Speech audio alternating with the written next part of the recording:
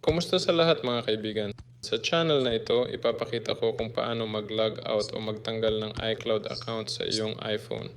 Para dito, pumunta tayo sa mga setting. Dito makikita natin na pwede tayong mag-click sa ating account, mag-scroll pababa at mag-log out. Hindi gumagana sa akin ang exit button para i-unlock ito. Para maayos, bumalik tayo sa screen time at i-click ang content restrictions at i-off lahat dito. Ganito dapat ang itsura nito.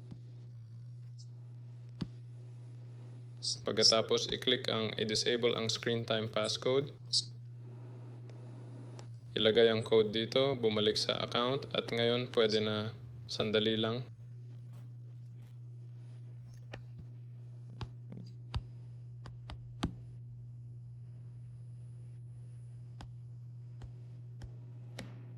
Pwede na tayong mag-log out. Ayun, ako nga pala ito, mag-like kayo at mag-subscribe sa channel. Paalam sa lahat.